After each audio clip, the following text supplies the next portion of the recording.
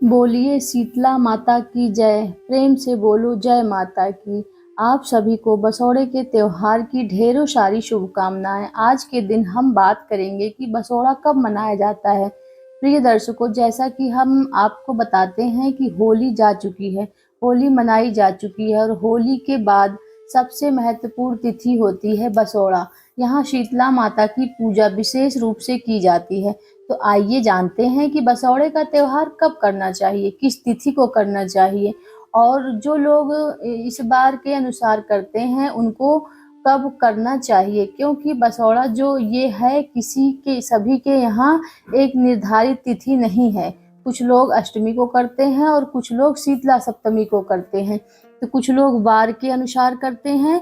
तो संपूर्ण जानकारी देंगे वार के अनुसार कैसे करना चाहिए और किस वार को करना चाहिए, क्या नहीं करना चाहिए और क्या करना चाहिए, किससे पहले कर लेना चाहिए, कौन सा वार नहीं निकालना चाहिए, तिथि है तो शीतला सप्तमी कब है और शीतला अष्टमी कब है, कब पूजन करना चाहिए, कैसे करना चाहिए, पूजा की विधि ही शीतला माता की पूजा के लिए आप भोजन में क्या बनाएंगे, प्रसाद में आप क्या बनाएंगे, शीतला माता का प्रसाद में क्या अर्पित करेंगे, शीतला माता का पूजन किया कैसे जाता है और क्यों किया जाता है। क्यों किया जाता है ये बताना इसलिए आवश्यक है जिससे कि जो हमारी आधुनिक समय की जो पीढ़ी है, अभी की जो जनरेशन है ना, वो इन बात को समझ सकी और शीतला माता का पूजन क्यों किया जाना चाहिए आवश्यक है, क्योंकि बहुत सी ऐसी परंपराएं हैं हमारे सनातन धर्म में जिनको आधुनिक अपना नहीं पा रही है और ना तो हमारा यह दायित्व बनता है कि हम उनको वैज्ञानिक दृष्टिकोण से यह समझाएं कि यह क्यों करना आवश्यक है। क्योंकि जब भी समाज परिवर्तित होगा तो नई पीढ़ी सवाल तो खड़े करेंगे। सवालों से बचना नहीं चाहिए, सवालों के उत्तर देना चाहिए, सवालों के उत्तर ढूंढने चाहिए और सवालों के उत्तर इस प्रकार से देने चाहिए जिससे कि उनको कन्विंस किया जा सके। वो क्यों इसको समझना चाहते हैं, जो कि आपका वैज्ञानिक दृष्टिकोण है उसके अनुसार आपको बताएंगे कि शीतला माता की पूजा आपको क्यों करनी चाहिए। इस प्रकार से पूर्ण जानकारी आने वाले बसौड़े के त्योहार के बारे में, शीतला माता के पूजन के बारे में आपको प्रदान की जाएगी। यदि वीडियो थोड़ा सा भी उपयोगी लगे, अच्छा लगे तो एक बार लाइक अवश्य कर दें, क्योंकि आपका ये एक लाइक हमारे लिए बहुत महत्वपूर्ण होता है। हम बड़ी मेहनत से वीडियो को बनाते हैं, आप एक लाइक करते हैं तो हमारी मेहनत सफल हो जाती है, अन्यथा हमें बड़ी निराशा होती है। तो कृपया एक बार लाइक अवश्य करें शीतला माता की कृपा प्राप्त करने के लिए, जिससे कि आपके बच्चों की आयु लंबी रहे, आपके घर में सभी लोग स्वस्थ रहें। कमेंट बॉक्स में अवश्य लिखें जय शीतला माता और हमारे चैनल प्रीति वस्त्र 999 को जरूर से जरूर सब्सक्राइब करें। तो चलिए बात करते हैं। यहाँ पर हम इधर उधर की बातें नहीं करते हैं, वही बताते हैं जो शास्त्रों में लिखा है, जो पुराणों में लिखा है और जो पंचांगों तिथियों वर्णित होती है। तो सही जानकारियाँ प्राप्त करने के लिए चैनल के साथ जुड़े रहिए और नहीं जुड़े हैं तो सब्सक्राइब कर लीजिए। और चलिए हम बात करते हैं जिससे कि सभी वीडियो आपको समय पे मिलता रहे। आइए बात करते हैं शीतला पूजन की, आने वाली बसौड़े की। तो भक्तगणों, जैसा कि आप सभी जानते हैं कि बसौड़े का त्योहार ना ये उत्तरी भारत में मुख्य रूप से मनाया जाता है और बसौड़े के त्योहार पर मुख्य रूप से शीतला माता का पूजन किया जाता है। शीतला माता का पूजन बासी जो खाना होता है उससे किया जाता है, अर्थात एक रात्रि पूर्व भोजन बना लिया जाता है, उससे शीतला माता का पूजन किया जाता है। उसमें क्या क्या बनाया जाता है, कैसे बनाया जाता है और कैसे पूजन किया जाता है, उसकी हम चर्चा करते हैं। तो उससे सब पहले ये बताते हैं कि जो शीतला पूजन है ये बसौड़े का त्योहार है, ये कब किया जाता है। देखिए, हमारा जो समाज है ना, वो बहुत ही व्यापक है और बहुत बड़ा है, सभी की मान्यताएं अलग अलग है। तो इसका नाम है बसौड़ा। बसौड़ा जो भी भिन्न भिन्न प्रांतों में अलग अलग नामों से जाना जाता है। कहीं ये शीतला सप्तमी के नाम से, कहीं शीतला अष्टमी के नाम से। बसौड़े पे शीतला माता की पूजा करते हैं, लेकिन इनको कब पूजा करते हैं इसके अलग अलग नियम हैं। कुछ ऐसे प्रांत हैं, स्थान हैं जहां पर होली के बाद जो भी प्रथम सोमवार आता है उस पर बसोड़े का त्योहार मनाया जाता है। शीतला माता की पूजा कर ली जाती है। कुछ ऐसे प्रांत हैं जहाँ पर वीरवार को भी किया जाता है, कुछ प्रांतों में मंगलवार को भी किया जाता है। होली के बाद की बात है, हम जैसे होली निकली तो होली के बाद जो पहला सोमवार होगा, कुछ लोग पहले सोमवार को करते हैं, पहले मंगलवार को करते हैं, और कुछ लोग होली के बाद आने वाले वीरवार को करते हैं, यानी कि बृहस्पतिवार को। शीतला माता का पूजन करते हैं तो बसोड़ा मनाते हैं। कुछ लोग ऐसे हैं कि जो होलिका दहन के बाद जो सप्तमी आती है, चैत्र मास की जो सप्तमी आती है, चैत्र कृष्ण सप्तमी, उस पर शीतला माता का पूजन करते हैं, तो इसको शीतला सप्तमी के नाम से भी जानते हैं। और कुछ लोग ऐसे हैं जो अष्टमी के दिन, चैत्र मास के कृष्ण पक्ष की अष्टमी जो आती है, होली के बाद जो अष्टमी आती है, उस पर शीतला माता का पूजन करते हैं, और वो शीतला अष्टमी के नाम से भी जाना जाता है। तो ऐसे जो पूजा वो भी सभी शीतला माता की होती है। इसको बड़े तौर पर बसौड़े के नाम से जाना जाता है। इसका निर्धारण अलग अलग है, परंतु मुख्य रूप से तो शीतला सप्तमी का तो यूँ शीतला अष्टमी को ही पूजन किया जाता है। अब बात ये आती है कि पंडित जी अब हमें कब करनी चाहिए, क्योंकि बहुत सी ऐसी पीढ़ी है जिसको अपना पता ही नहीं है कि उनके यहाँ पे ये कब किया जाता है। तो जिनको अभी नया करना आरंभ करना है, जिनको पहले से ही नहीं पता है, वो शीतला अष्टमी को करें, उत्तम गोद नहीं है रहेगा। यदि आप वार के अनुसार करेंगे तो आप हर स्पर्श आपको कुछ न कुछ परेशानी होगी, फिर वो बदलता रहेगा, और हो सकता है कि आप भी एक समय पर भूल जाएं कि हम कौन सा मंगलवार को करते थे, या सोमवार को, या वीरवार को। इससे अच्छा है कि आप अष्टमी में ही कीजिए, और प्रतिवर्ष होलिका के बाद जो प्रथम अष्टमी आती है, उस पर शीतला पूजन आप कर लीजिए। अब बात करते हैं कि पूजन करना कैसे है, क्या किया जाना है। पूजन में एक जो विशेष विधि होती है, ना कुछ चीज़ें ऐसी गाढ़ी की जाती है जिसमें शीतला पूजन में, जिससे कि आपकी संतान की आयु लंबी हो, निरोगी हो, परंतु उसे धन धान्य की प्राप्ति हो, धन की प्राप्ति हो, तो वो क्या करना चाहिए उसकी चर्चा करते हैं। देखिए, शीतला माता को जो पूजन है यह सूर्योदय से पहले किया जाता है, सूर्यास्त के बाद नहीं। सूर्योदय से पहले ही प्रातः काल ही कर लिया जाता है। इसमें जो भोग की सामग्री बनती है वो बासी सामग्री होती है। बासी कैसे? जैसे मान लीजिए कि आप कल शीतला पूजन कर रहे हैं, तो सुबह जो रात्रि का ही सारा भोजन बना के रख दे दें। ये पूजा की सामग्री मुख्य रूप से शीतला माता के पूजन के लिए आपको मीठे चावल बनाने चाहिए और दही बनाना चाहिए, तो अति आवश्यक है, ये तो बनाना ही है। इसके अतिरिक्त आप मीठी पूरियां बना सकते हैं, गुलगुले बना सकते हैं जिसे पोहा बोलते हैं, पुए बना सकते हैं, मीठे पुए होते हैं, मीठे चावल, मीठे पुए, पूरियां, दही, यह बहुत आवश्यक है। माता को भोग के लिए मूंग भिगोकर मूंग के जाया करते हैं, बाजरा रख लीजिए, बाजरा के भी जाया जाता है, और भोजन में आप जो सब्जी खाना चाहते हैं वो सब्जी बना लीजिए। ये चीज़ें आप बना के और रात्रि को रख दें। अगले दिन आप शीतला माता का पूजन करते हैं, और शीतला माता का पूजन करने के बाद जो पूजन में आप भोग लगाया है माता को, उसको प्रसाद रूप में ग्रहण करते हैं। तो पहले ये परंपरा थी कि पूरा दिन बासी जो खाना बनाया गया है ना, रात्रि को वही खाया जाता था, और वो बहुत सारा बना लिया जाता था, अगले पूरे दिन के लिए बना लिया जाता था, और वह पूरे दिन खाया जाता था। ऐसा माना था कि इस दिन जो चूल्हा है वो नहीं जलाना चाहिए। आधुनिक समय में ज़रूरतें बदलती हैं, आवश्यकताओं के अनुसार समाज में परिवर्तन आया है, और अधिक भाषा नहीं खाया जाता है। तो उस अवस्था में क्या करें? कई बार हमारे अपने बच्चे जो होते हैं वो नहीं खाते हैं। आप अगर प्रयास भी करते हैं तो भी वो नहीं मानते हैं, तो उस अवस्था में क्या करें? बच्चों को आदत बनाएं कि वो प्रसाद रूप में प्रसाद अवश्य ग्रहण करें। कोई बात नहीं, पूरा दिन अगर वो नहीं खाते हैं, जो रात को खाना है उसमें इतना परेशान होने की आवश्यकता नहीं है। परंतु जो शीतला माता को आप भोग लगा के आए हैं, ना प्रसाद चढ़ा के आए हैं, उसमें से थोड़ा प्रसाद पहले ग्रहण करें, उसके बाद ही बाकी कुछ खाएं।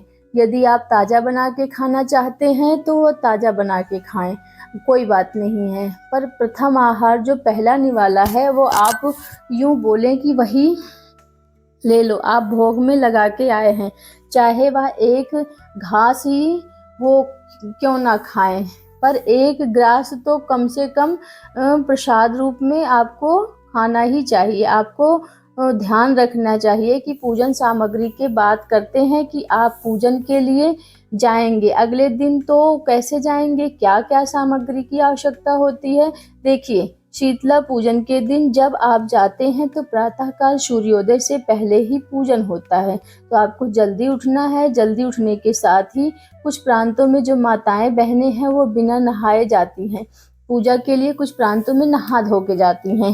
तो ये आपकी मान्यताओं के अनुसार है, शास्त्र में जो पूजा है वो नहा धो के ही की जाती है। तो अगर आपके यहाँ बिना नहाए जाने की आवश्यकता है तो अन्यथा आप स्नान आदि करके ही शीतला पूजन के लिए जाएं। कुछ लोग कहते हैं नहीं नहीं, ये तो बहुत दोष हो जाएगा, क्योंकि जब भोजन बासा है तो हमें जाना भी बासी मुँह चाहिए, बासा चाहिए नहीं। जो तो जी भगवान की पूजा है, माता की पूजा है, कुछ तो शुद्धि का ध्यान रखना पड़ेगा। भोजन को जो वो बनाया है शुद्धि के साथ ही ले गए हैं, केवल रखा हुआ है तो बासा परंतु अशुद्ध नहीं है। वैसे तो मनुष्य अशुद्ध तो नहीं होना चाहिए। रात्रि को आप शयन करते हैं और आपकी बहुत सारी क्रियाएं होती हैं जो आपको अशुद्ध बना देती है, इसलिए आपको प्रयास करके पूजा के लिए तो नहा के ही जाना चाहिए, स्नान आदि करके ही जाना चाहिए। भोजन के लिए सामग्री एकत्र कर लीजिए, एक थाली में जो माता का भोग लगाना है वो भोग एकत्र कर लीजिए। भोग में क्या है, आप मीठे चावल और दही अवश्य रखिएगा। अगर पुए बना रहे हैं तो आप मालपुए, गुलगुले जिसे कहते हैं वो जगह पर गुलगुला भी कहते हैं वो रख लीजिए। मीठी पूरियां भी तो वो भी रख लीजिए, अन्यथा केवल मीठे चावल और दही का भोग भी आप माता के लिए रख सकते हैं। ये सामग्री रखने के अतिरिक्त आपको माता का अर्पित करने के लिए भड़कुले की जो माला होती है ना, कुछ प्रांतों में उसे गोली की माला भी कहा जाता है जो गोबर की बनती है, और कुछ इसे बिलोकड़ी के नाम की माला जानते हैं। परंपरा तो यो है कि जब होलिका दहन के लिए जाते हैं तो होलिका पूजन के लिए बड़कुले की माला लेकर उसी समय में 5 मालाएं निकाल दी जाती है, जिसमें एक माला शीतला माता के नाम की होती है, जिसे कि शीतला पूजन में प्रयोग किया जाता है। तो आपने अगर निकाल के रखी है तो वही जो माला है वो परकुले की या लोकड़ी की हो, कहें कि माला एक आवश्यक दीजिएगा। भोग लगाने के लिए हमने जो बताया है वो भोग लगाइएगा और मूंग इसमें लेकर जाइएगा। तो एक रात्रि पूर्व आप एक मुट्ठी मूंग अवश्य भिगो दीजिएगा। तो आप माता को अर्पित करेंगे, एक लोटे जल ले जाइएगा। और बात करते हैं कुछ प्रांतों में, हरियाणा आदि में इस दिन जो है वो पानी लेके जाया जाता है माता के लिए, उसमें कच्चा दूध मिला के लेके जाया जाता है। आपके यहाँ यदि प्रथा है तो लेके जाइए और कच्चे दूध के साथ अपनी लूड़ी घी की भी डाल दीजिएगा। तो यदि आपके यहाँ ये प्रथा है तो आप करते हैं, अन्यथा आप शुद्ध हो जल भी लेकर जा सकते हैं। एक आवश्यक जानकारी देते हैं कि आपके लिए यदि यह आप कुंभ स्नान करके आए हैं और त्रिवेणी से जल लेकर भी आए हैं तो आपके लिए एक हमने विधि बताई है जिससे कि आपको शीतला माता का पूजन करना चाहिए। यह विधि निश्चित रूप से ही आपके लिए अति फलदायी होगी, क्योंकि त्रिवेणी का जो जल है एक चमत्कारी जल है और शीतला माता का उसको अर्पण करें। कैसे करना है, कैसे वह जल आपके परिवार की किस्मत जगा सकता है, कैसे वह जल आपके परिवार, आपके संतान को बीमारियों से बचा सकता है, रोगों से मुक्त कर सकता है, और किस प्रकार से शीतला माता को खुशी पलों में वह प्रसन्न कर देती हैं। और इसके लिए हमने एक वीडियो बनाया है और आपको अवश्य देखिएगा, क्योंकि त्रिवेणी का जल कुंभ स्नान बार बार नहीं होता, इस अवसर को जाने नहीं दीजिएगा। इसका लिंक हमने डाल दिया है। तो आपको यह बताना है, शीतला माता के पूजन के लिए तो आप जाएंगे और उस 5 मिनट की विधि से आपका बहुत कुछ परिवर्तित हो जाएगा। तो आगे बढ़ने से पहले पूजा विधि की ओर को आपको क्या क्या लेके जाना है और आगे किस प्रकार से पूजन करना है और क्या वो गलती है जो नहीं करनी है, तो क्या है वो जो आपको शीतला माता के पूजन में बाद पृथ्वी में गाड़ना चाहिए, जिससे आपकी संतान को धन की प्राप्ति होती है और निरोगी काया मिलती है। आपका परिवार सदा सुरक्षित रहता है। प्रातः काल स्नान आदि करके पूजा की सामग्री एकत्र कीजिए। सामग्री में भोग अपने लिए लिया है, मूंग दाल ले लीजिए और इसमें बाजरा ले लीजिए, और कुछ जगहों पर सतना जो लेके जाया करते हैं, जिसको एक प्रकार से बाजरा बोने की जो प्रथा है वो भी की जाती है। ये प्रथा हरियाणा और राजस्थान के कुछ प्रांतों में की जाती है। थाली में जब ये सारी सामग्री आप लेंगे तो इसको आपको ढकने के लिए कपड़ा होता है, वो कपड़ा प्रयोग किया जाता है, जो कि बच्चों को पोतरा होता है। जब आपके घर में बच्चा हुआ होता है तो इसको पोतरा होता है। इससे वह सामग्री की थाली ढक के ले जाई जाती है। तो यदि आपके यहाँ ऐसी प्रथा है तो आप लेके जा सकते हैं इस प्रकार से ढक के, अन्यथा आप कोई भी शुद्ध साफ कपड़े को उसको ढक लो। और सामग्री एकत्र कर सूर्योदय से पहले शीतला माता का जो मंदिर आपके नज़दीक है वहाँ पर आप पूजा के लिए जाएं। और बाद में ये बात आती है कि हमारे यहाँ तो शीतला माता का मंदिर नहीं है, क्योंकि बहुत सारे ऐसे स्थान हैं जहाँ शीतला माता के मंदिर नहीं है। यदि आपके यहाँ भी है ऐसी परेशानी है तो शीतला माता का मंदिर नहीं है, तो उस अवस्था में आप जहाँ पर होली पूजने गए थे वहाँ पर भी जा सकते हैं, शीतला माता का पूजन कर सकते हैं। जहाँ होली पूजने गए थे वहाँ आइएगा, जल से छींटे दीजिएगा और वहाँ से 2 पत्थर रखिएगा, शीतला माता के स्वरूप का दर्शन कीजिएगा। माता से निवेदन कीजिएगा कि हम आपको पूजन यहाँ पर कर रहे हैं, और इस प्रकार से विधि विधान से पूजन कीजिएगा कि विधि हम आपको आगे बताएंगे और पूजन आपको कैसे करना है। जिन लोगों के यहाँ होलिका दहन होती है